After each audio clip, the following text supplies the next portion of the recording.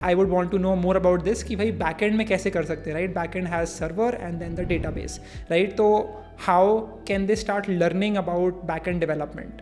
Sure, देखो ईशान, एक तो आई थिंक सबको क्लियर होना चाहिए कि बैकएंड डेवलपमेंट की जरूरत क्यों है। सबसे मोस्ट इंपॉर्टेंट है सिक्योरिटी। फ्रंट एंड क्या होता है ना, यूजर के हाथ में, यूजर वहां डिटेल भर रहा है, सब कुछ कर रहा है, बट जो चीजें हैंडल करनी है कि यूजर ने सही से भरा, यार यूजर ने पासवर्ड सही डाला, ये सब चीजें बैकएंड पे होना चाहिए, वो हमारे हाथ में होना चाहिए।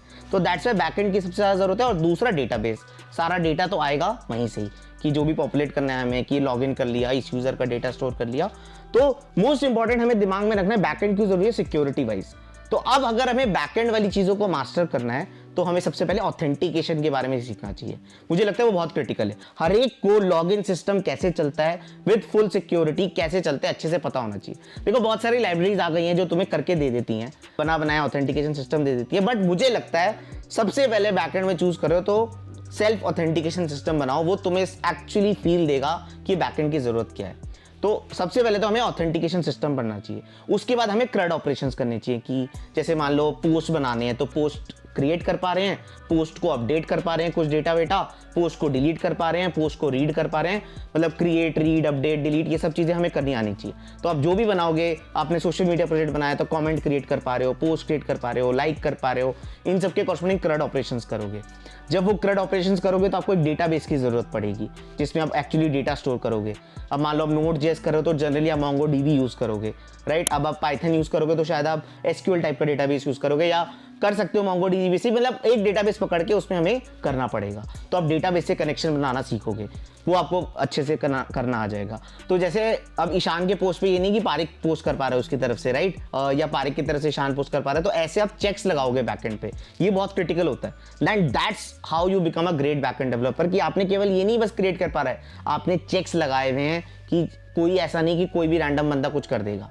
तो ये आपको बैकएंड डेवलपमेंट बहुत अच्छे से सिखाता है। तो आपने मान लो ऑथेंटिकेशन कर लिया, CRUD ऑपरेशंस कर लिए, अब आप बेसिकली क्यूइंग सिस्टम के बारे में पढ़ोगे। जैसे मान लो आपको मेल्स भेजना है एक साथ 1000 यूजर्स को, ये नहीं आप पूरे सर्वर पे एक साथ आप 1000 के लिए वो चला दोगे, वो आप पीछे पैरेलल जॉब चलाते हो। तो आप पैरेलल जॉब्स के बारे में पढ़ते हो, क्यूइंग सिस्टम कैसे होता है, राइट? अब आप उसके बाद जब ये कर लेते हो तो आपको डिप्लॉयमेंट करनी होती है, आपको AWS पे कैसे आप अपना बैकएंड डिप्लॉय करोगे उसके बारे में पढ़ोगे कि यार अब बना तो लिया बैकएंड सर्वर, अब उसको डिप्लॉय कैसे करें, क्योंकि अभी तो सब लोकल पे चल रहा है, तो वो एक स्ट्रगल होता है। एंड जब ये सब कर लेते हो तो ओवरऑल बैकएंड डेवलपमेंट काफी हद तक आप कर लेते हो चीजें।